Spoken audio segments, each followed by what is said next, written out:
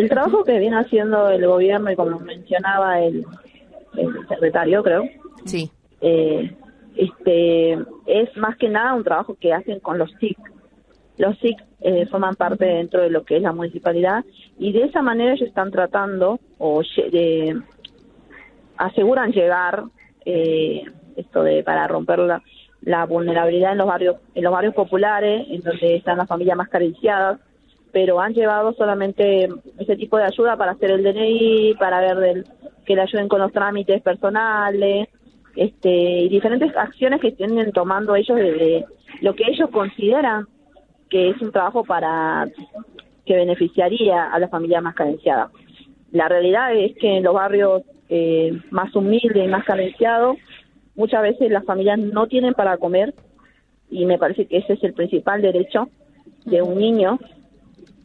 No llega a la escuela con un plato de comida, y muchas veces en la misma escuela donde se brinda supuestamente un servicio alimentario, donde hay comedores infantiles, comedores escolares, hablando bien, no se recibe tanto, así que la misma docencia o los mismos porteros son los que preparan muchas veces el té, inclusive el almuerzo, y son los que tienen que resolver muchas veces para que los niños puedan tomar una taza de té en la escuela también.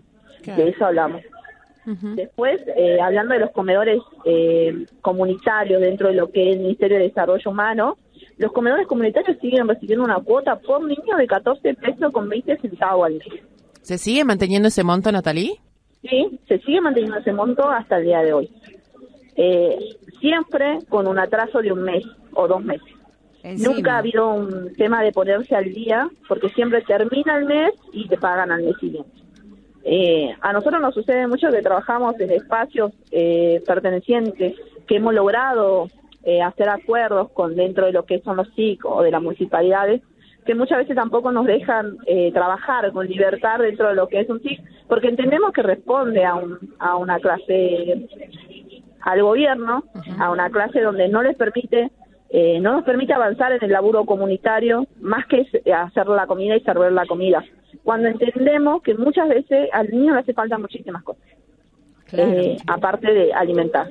Bueno. Nosotros que elaboramos con todo lo que es la problemática de consumo, uh-huh, que elaboramos con lo que es la terminalidad educativa, y trabajamos con hacer las actividades deportivas para que el niño no esté todo el día en la calle. Natalie, no se permite muchas veces. Y ahora, en cuanto al acceso al sistema de salud, porque si tenemos unos niños mal alimentados, mal nutridos, indudablemente no están en buen estado de salud tampoco. ¿Cómo es el acceso? Y los puestos de salud dentro de los barrios, porque hablamos de los barrios, uh-huh, han tratado en lo posible de resolver. Nosotros siempre decimos que los profesionales dentro de los puestos de salud, de los CAP, ahora formados, antes eran, había creo que en la pandemia más que nada se notó la desolación, claro, de falta de recursos que tenían. No es que el profesional no quiera atender, no es que el profesional no quiera llevar a cabo su tarea, pero muchas veces los recursos que el Estado le debe garantizar no llegan a los barrios, y sobre todo por la cantidad de familias que viven en los barrios más carenciados. O sea, eso es. Sí, Jujuy hizo algo muy particular en la pandemia.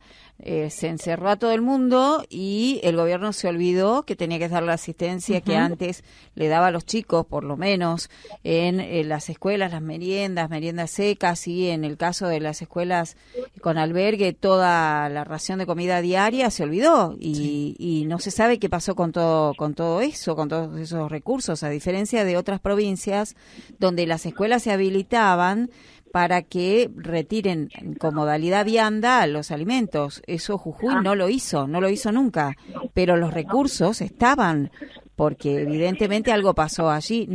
Obviamente nunca dieron explicaciones tampoco, y me parece que desde ahí quedó todo como muy expuesto, cómo estaba funcionando todo.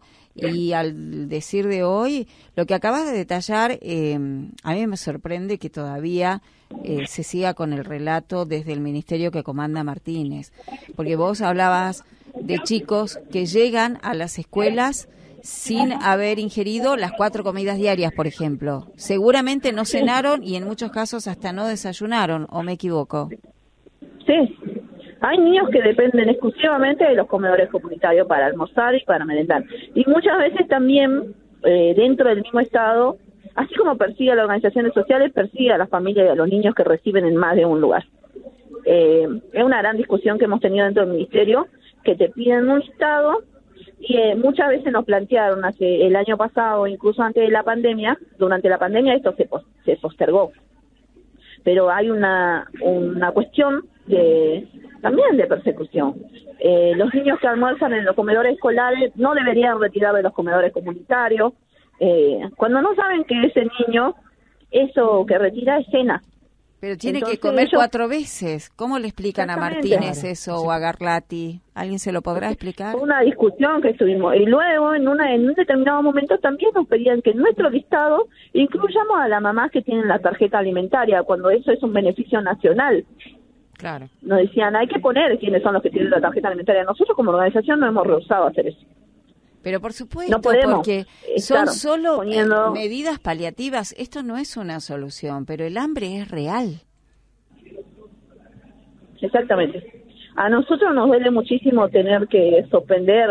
Tenemos varios comedores ahora que no están funcionando, porque lamentablemente no nos dan los recursos para sostener tantos comedores y tantos platos de comida con la situación económica que estamos atravesando en todo el país, y acá en Jujuy sobre todo.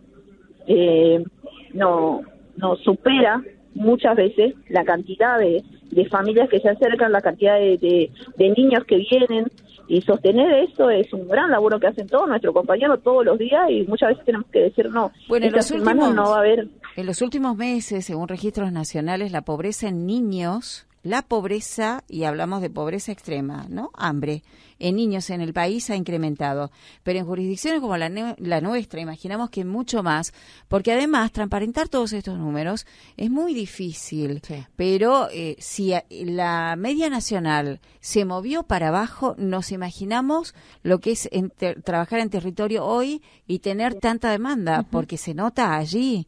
¿El dato real es ese o me equivoco? Sí. El dato real está en lo que pasa todos los días, que los papás preguntan, ¿hoy hay comedor hoy? ¿Hay cena hoy? ¿Hay merienda hoy? ¿Hoy se cocina? ¿Hoy comemos? Y la verdad es que es un trabajo grande que hacen las cocineras, nuestras compañeras y todo, de poder hacerlo. Y después está la mínima colaboración que pedimos dentro del municipio, que es que nos dejen realizar nuestra tarea. Entendemos que responden a un gobierno, y que obviamente como no somos de su partido o no le hacemos campaña, muchas veces ni siquiera nos permiten desarrollar ciertas actividades. Lo entendemos porque funcionan como punteros políticos muchas veces. Claro. Y no te dejan resolver con cosas el hambre.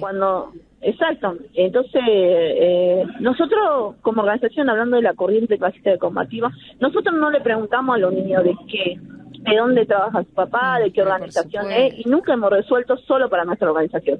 Y eso lo tenemos claro, y lo venimos discutiendo dentro de lo que son trabajar directamente con los SIC y con los lugares que pertenecen al gobierno.